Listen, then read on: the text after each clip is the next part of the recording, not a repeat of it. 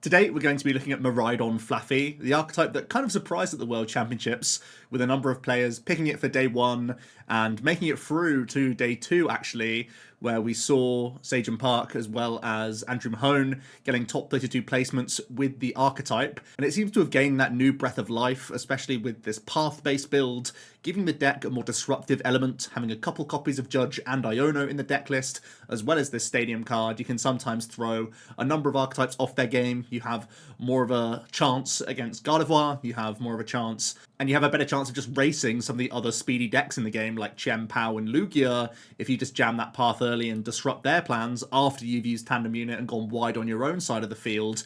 You can end up just winning that straight up prize race, which is a nice thing to have at your side. So the archetype is all based around the Tandem Unit from Miraidon. You can grab 2 basic lightning Pokemon and put them directly into play. So we have our Mareeps and we have our backup attackers of Raikou V and Raichu V. Raichu, having that higher damage output, is a 60 times multiplier for the amount of lightning energy you choose to discard from all of your Pokemon. So you're probably only going to use Raichu once or twice during a game, because it's going to be quite expensive for you to just take away all your energy from the board, but that's why the Flaaffys are in part in the deck to try and help out in that endeavour, so we can be knocking out things like Giratina V-Star in one hit, and sometimes even things like Mew V-Max in one hit. We're definitely going to lean into Raichu in those sorts of higher damage output matchups. Raikou V is kind of the opposite, really. It's just a 2 energy efficient attacker that can help you get through single prize Pokemon quite easily, and it also comes with a nice fleet-footed ability to just draw a card, which is handy throughout the game. Yes, we are playing paths a lot of the time, but as we know, many archetypes have to bounce path to function, so there will be plenty of turns where we still can get that additional +1 card draw to help us out here and there. Miraidon itself is also an attacking presence. It has that 220 damage output, which is a very solid number, dealing with evolving V Pokemon certainly, and we are playing a Zapdos in the list. This is one differential that I had from Mahone's list, but took it from Sajan's list, because I really like having that +10 damage mod.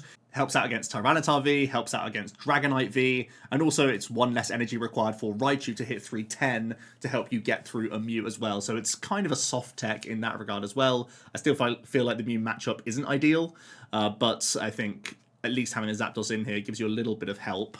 We are playing a copy of Zeraora in here as well. It's a free retreat pivot, which is a lightning type Pokemon, which is obviously helpful. We can pull it out of the deck naturally, and it just provides a really helpful pivot for the deck. Oftentimes you would have seen Beach Court in the past in a deck like this, but because we have gone path heavy, it's more important for us to have just a natural free retreater in the deck. This is also a single prize Pokemon that can deal with heavily damaged like Gardevoirs in the Guardy matchup as well, to try and skew that prize race, which is also something to bear in mind. The only non-lightning type Pokemon we play is that Squawkabilly EX. Just gives us a fresh hand in the opening stages to really push towards, especially if we've gone second, that turn 1 attack that we can get rolling thanks to Electric Generator, which allows us to look at the top 5 and attach 2 basic lightning to your benched lightning Pokemon in any way that you like. This is of course how we become this explosive archetype. We can get that turn 1 Raikou attack quite consistently, and if we high roll, there can be situations where we get the Miraidon EX attack in early as well.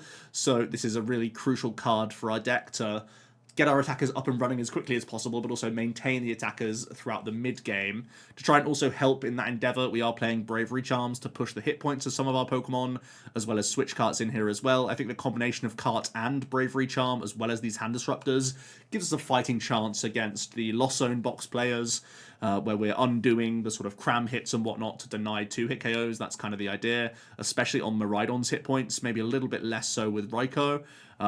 But these cards in combination really help out in that endeavour. And of course, now that the mirror match is a thing, Bravery Charm's good in the mirror. It forces extra tablets or energy cards if it's like Chien-Pao or Mew or whatever. So it's just asking more questions of archetypes in the format, which I think is pretty solid. I'm just at 3 copies of Path. I know Mahone played 4, and yes, of course, it's a fantastic card in the game for disruption, but I still feel like Giratina is probably like the most relevant deck right now, and that's already like a 3 or 4 path deck, and there's Arctina in there as well in the sort of top 5 in the mix as well. So I feel like 4 copies is fine, but we have enough cycle in the opening stages specifically, because we often are going for research and squawk if we are going second, that you can jam that turn 1 path even with 3 copies fairly consistently.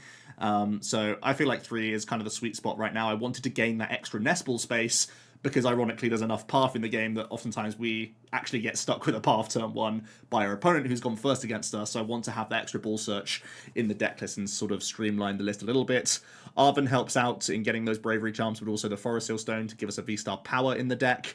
But outside of that, it's quite a straightforward build, and we just rely on our aggressiveness, our consistency from Tandem Unit just to go wide on the board and start thinning the deck of all these Pokemon so we improve our odds with Electric Generators.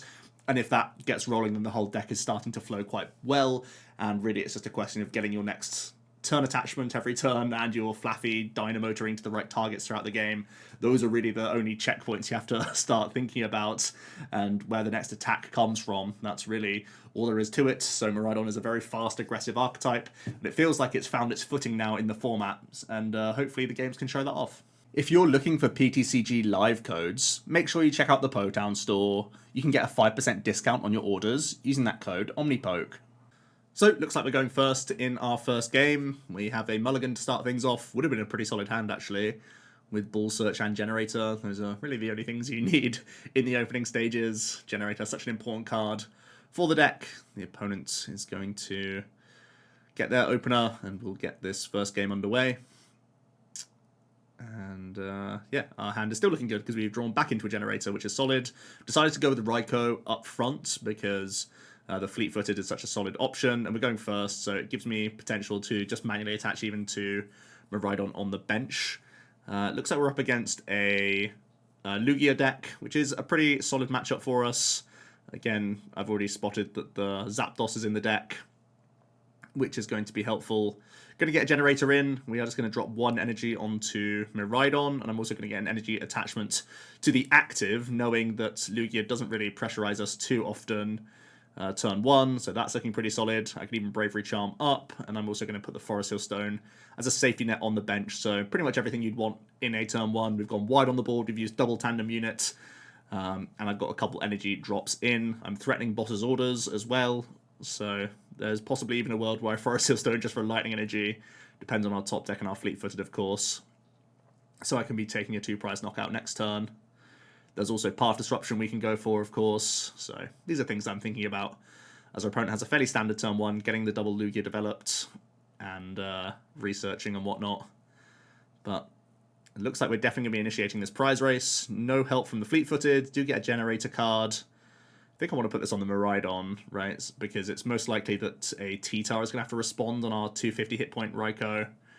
And it is actually going to be the Forest Seal Stone just for lightning energy, but it means that we can take a 2-prize knockout here and initiate this prize race. So yeah, looking pretty good for us. Lugia doesn't have too many ways of disrupting, to be honest with you. I think I'd be most afraid of just like a Boss's Orders play on Miraidon this turn, but they looks like they had to get some Archeops in the bin, so we're forced to use Burnett instead, which means they're going through the Raikou. So I can already have a turn attachment Tandem Unit play to get the Zapdos response KO, and then I'm just looking to find my last 2 prize cards. We're already at that stage in the game where I'm putting the opponent on a 2-turn clock just because we went so aggressive on our second turn of the game. And Miraidon will also, like, quite often be like that, where because we have low hit points on our own end, we reduce the game down to oftentimes like 4 turns. And because we had a good start, that's going to mean we're going to be in really good shape here. The opponent is going to collapse Stadium. Maybe a small spanner in the works, but I can get rid of the Raikou now. I've used my Forest Seal Stone. And we want the Miraidon's damage output, which is kind of more secure when I have the Zapdos at my disposal. So that's looking like what we want to do this turn. Outside of that, I just need to get more attachments developed, really. Picking up the Ultra Ball is a nice start, so I am just going to Arven for a Generator. Looks like our other Bravery Charms in the prize cards, but not too much to worry about. If we just take the Flaaffy now, use the Tandem Unit to get Zapdos, we've guaranteed that KO, and a Generator just hits 1 energy, and I think that's really all I need here, because I can turn attach Flaaffy to my next Miraidon, and hey presto, I'm pretty much ready to deal with not just this T-Tar, but the next T-Tar. And because we are an EX Pokemon, the V-Guard energy is not going to help this T-Tar stay out of range. So as long as the opponent doesn't have their own Bravery Charm here, we should be in pretty good shape to close out the game.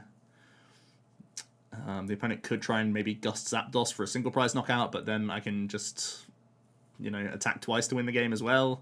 So I'm looking pretty far ahead in the prize race here. the opponent can earn and get a Stonjourner going. So if they can throw Hand Disruption in here and go Stonjourner KO with an Iono, they could be in good shape. But it looks like they're forced into a research, and that means we're just holding on to game, right? No Hand Disruption in this instance means that even with the valiant effort of the Stonjourner coming out here, there's unfortunately already been a T-Tar developed for them. And that's going to round out the game for us in a pretty rapid succession of attacks. The path didn't really come into the play much here. It was just a traditional race, but sometimes that can happen when you go first with this deck. You just get the first hit in and you kind of just don't stop hitting. So, yep, there's the Flaaffy. There is the boss's orders onto T-Tar, and a pretty routine 4-turn game for Miraidon into Lugia. Let's get into our next game then. This is a really good hand.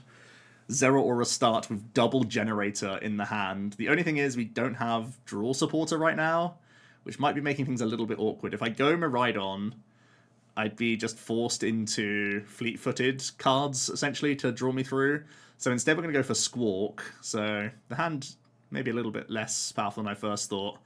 Only get 1 energy, but that energy could help out with Raichu later. So not the worst thing in the world. And because I get to go first, I could just get an energy drop onto a Raikou here and feel pretty decent about that. We are just going to grab double Raikou. And I am going to get the energy drop early. And we're going to retreat. I am holding on to Switch Cart, so maybe a debate to just go into Miraidon here. Yeah, that's what we are going to end up on. Because we know that Tina isn't likely to play anything but Chorus in the opening few stages. Like, maybe they use an Iono, but that's kind of good for us anyway. And the reason why I want Miraidon in the active is because a Cram hit gets nullified so quickly by Switch Cart. But all of that's irrelevant anyway, because it looks like we're up against an Arc Tina instead. So that's going to work out pretty well for us. Because now I can still use the Switch Cart. And we are just going to attach to Miraidon now. And we do draw into some more generators, so wow. And a double hit. And straight away, it just completely changes the complexion of the game. Another hit from our next generator. And man, we just have so much energy going on right now. Way too much energy for our opponent to deal with. This is just stupid. I can even start Alchemy for Path here as well. So take a 2-prize knockout Path. And this Miraidon also sits out of range of an Arc. It's just a silly start for us, to be honest with you. 2-prize knockout. And they have a 4-card hand. They can't knock out this Miraidon with Arc. So we're looking in really good shape here. That's 4 generators seen in the opening 2 turns for those following. Just a lightning energy attachment for the Arceus and just a Trinity Charge. That's all they can do. The only good news here is that I have played both Switch Carts, so even with the Arven, I can't just jump in and out with this Miraidon. I'm kind of board locked. So I might just have to try and hit this with a Raikou V here. I think getting a cape would be good though, if I can do this alongside getting a Bravery Charm. To again keep my Raikou out of one-hit KO range. I think knocking out the Bidoof's not as good as just hitting the active, because if I just hit the active now, it means that even if the opponent does V-Star up, I can finish it off with Miraidon and be pretty okay with that. I'm continuing to spread my energy around just so that Raichu can be our last 2 prizes. So I'm trying to have energy kind of scattered around right now. But we are just so far ahead. The opponent is able to bounce Path and can research now. Let's see if they can get into a V-Star. No, just another Trinity Charge. So again, we are just so far ahead in the race now. I think even with Hand Disruptors, we're going to be in just such good shape. We are able to Dynamotor once more. And honestly, I'm holding on to Raichu and energy now. Maybe I just hold the entire hand. Pathing just shuts off my fleet-footeds, and I'm knocking out Arc, so there's no reason to really path the opponent.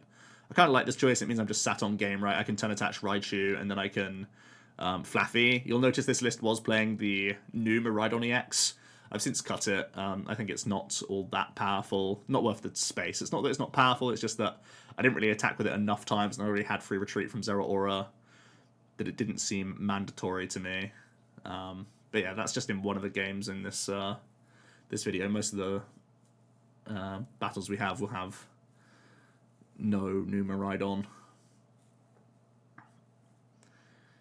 We will eventually see a knockout from the opponent from a Lost Impact, but they're still putting themselves in a rough spot where they have 4 prizes to take, and we just have the 2. We can win immediately if we find boss's orders. Or we can win immediately if we just find lightning energy.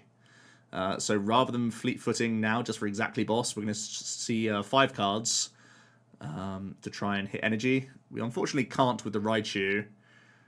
So it looks like we're just going to go in with Miraidon and hit for 220 here. We can also re-establish path now that they've once again got an Arc V down. So again, the opponent's stuck in a 4-card hand with no Starbirth available. It's not quite game that we were hoping for, but we're still in a really powerful position. We're also holding on to boss's orders, so the opponent probably has to hand disrupt here. They are able to find Stadium Bounce and V-Star, though. And Iono, so at least they disrupt us out of boss's orders to deal with this Tina. But can they move the Tina in the first place? Yes, so the rope is also pretty helpful. They've done very well from their Iono. This is all pre-Starbirth, don't forget. The only issue being is that there's still a Raichu in the back now. That's just an energy away. The opponent's going to go into Bidoof so that I don't just win immediately from announcing an attack with Raichu, which is looking pretty reasonable. And they're just going to pass to us. So we don't have boss's orders. The opponent didn't even Starbirth that turn either. So we can once again develop path here and probably just take a Raikou knockout and keep our Raichu still safe in the bench and just get a fresh hand. I think it's reasonable. Gonna get a quick fleet-footed card in. Luckily it's a dead one, so we can just research that away quite happily.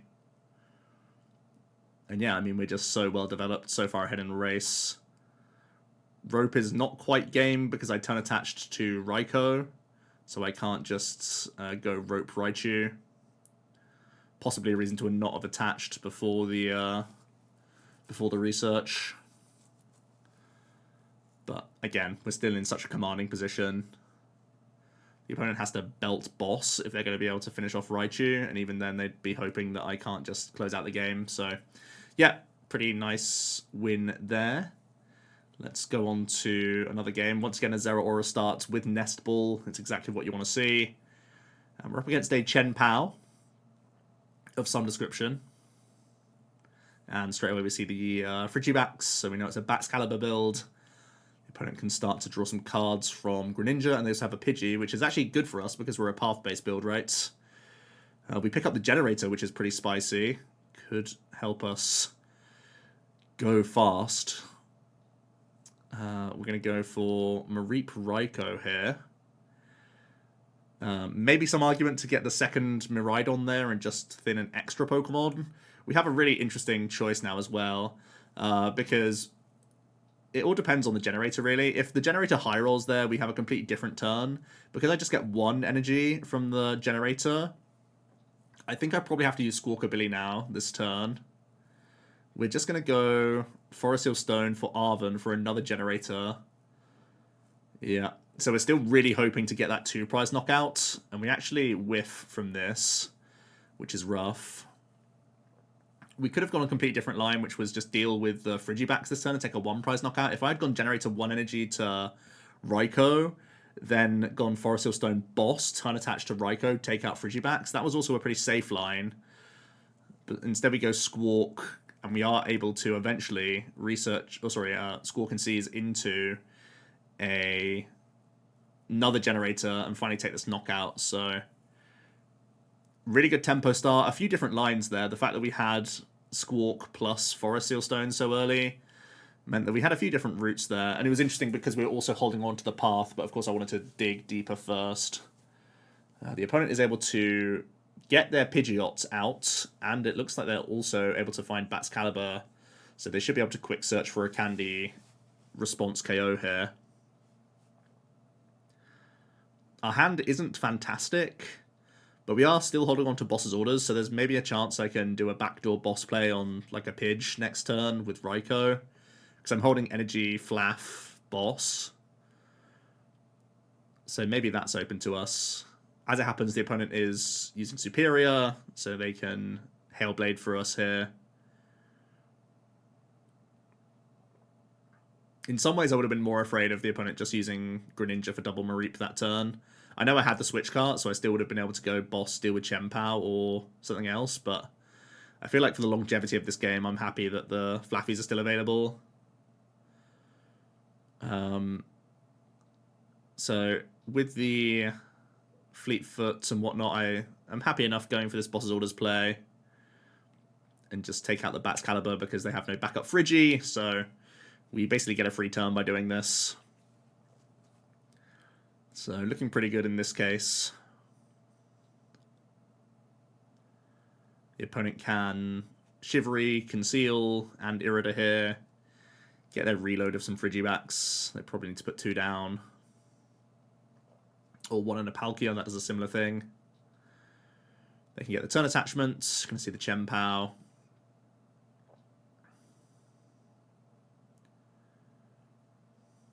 And just a pass over to us. So the free turn was bought. Looking pretty good. We're going to get the quick fleet-footed in. And we actually hit research, which might be better than Judge here, honestly. Just for making sure that we have our next KO lined up. We have enough lightning energy in the discard pile that we don't need to... Well, I'm still going to research away the lightning because there's nothing really to attach to. And we're fortunate enough to get into another Ultra Ball here, so I can go Miraidon, double Dyna, and go down to 2 prize cards remaining. And we're even holding on to boss for next turn, so Raikou should be able to finish off the job here. So a pretty fortunate fleet-footed research there to put us right back into great shape. And once again, it's looking like we're in a solid position. Sure, the Pidgeot can probably go for an Iono here, but we'll at least see 3 cards, and they can only really attack with a Chien-Pao here. Chien-Pao's actually their tankiest Mon.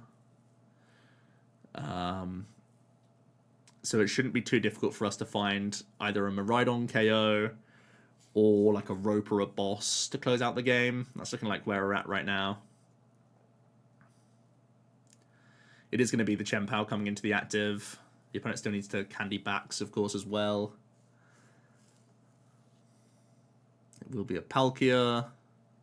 Oh, they could also do it this way around. Yeah, it's going to be just all the energy lumped onto Chien-Pao and then an Iono. And Rope is game. We had game in so many ways though, right? We win off of most draw supporters, I would say. Okay, I think we're always meant to win this game. We're also getting research off the top as well. We had the fleet-footed card. But honestly, it's one of these. It's one of those things, right? It looks quite fortunate, right? Obviously. But we were so well set with the double Flaaffy on board. We win in so many combinations of ways there. Let's get one more game in. And hell of a hand. Double Generator. We were fortunate enough to start Miraidon, so what would otherwise be a very dead hand just really pops off thanks to Tandem Unit. And that is the beauty of this ability. You just really get so much done just from starting with your main attacker, which is just insane. Happy enough to go double attachments, and a little bit of a risk to play the path down early, but trying to deny like Turbo or Giratina from having Greninja draw seems quite valuable to me. As it happens, we have a Scizor Believer, which I'm happy to see. I mean, I guess as Miraidon, I'm not too happy to see because our deck is littered with ability-based Pokemon. But I'm happy that people are out there trying Scizor. The opponent is going to rope. I'm going to go into the other Miraidon here. Don't want to give them the easy single prize on Zeraora. And Miraidon is one of the better sponges because we can Bravery Charm or cart it away. The opponent's forced into an Iono, which is pretty handy for us. We actually get into a Switch Cart, which is also pretty handy. The opponent, I believe, yeah, just has 3 in the zone. So they didn't really need to retreat there, but hey-ho. We have an interesting hand. A little bit afraid of this potential Scizor. At the moment, it would be hitting 0 damage, but as soon as they bounce the path, it would deal 160, which is scary. So I'm just going to hold on to everything. Potential there to have done a Flaaffy discard, but discard something for Flaaffy to get one attachment in, but I'm not in urgent need of getting more energy into play because there's no urgent threat on this Raikou. So we should be pretty okay.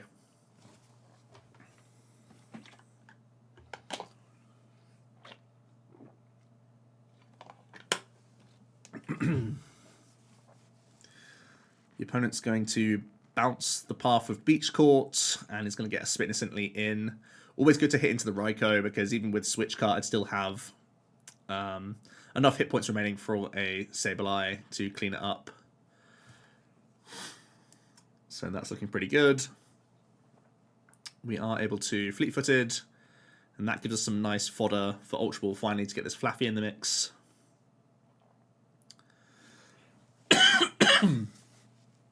We are going to slam the generator.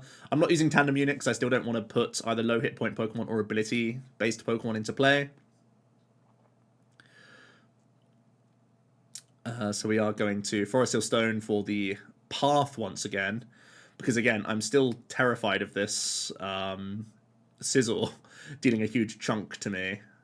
And I also don't want to give them the free pivot with Comfey either. So, going to try and make it a little bit more difficult for them. Just to dance the Lost Zone count up. There is the Scizor. Does 10 plus 50 for each Pokemon your opponent has in play with an ability. Right now, it's only dealing 60 because of Flaaffy. But if they do find a Path Bounce, it will be dealing 210. Which is a pretty sizable chunk. The opponent will bounce that path and hit the 210 into us, which is pretty scary, actually. Get a Generator Whiff, but it's not too big of a deal in this matchup. We're going to keep calling it Cape, Charm and Cart to try and heal this Miraidon a little bit. And we're probably just going to come straight back in with it now that we've reset its Photon Blaster. Deal with the Scizor. I think my priority basically has to be deal with Big Barrel in the next couple of turns because I really can't allow our opponent to get their Charizard maximum value once or twice over because they'll just race ahead with prizes. I need to try and have another ton of sponging if I'm going to feel good about this. We've done well so far in making the prize race difficult for them, but it's almost Sableye time, it's almost Charizard time. There's a heavily damaged Raikou. This Miraidon's going down this turn to a Cram. So, really have to be on my toes for those sorts of things. And bossing a Big Barrel is probably the best way that I can then Iono them out of their combinations to close the game. As we do see that Spit Innocently. I'm going to go for the boss on Big Barrel.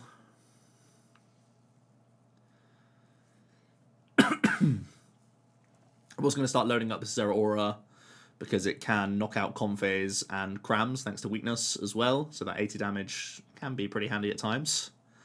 We're going to go down to 2 prize cards remaining, so I'm a little bit worried about Charizard at this stage. That's the scariest thing.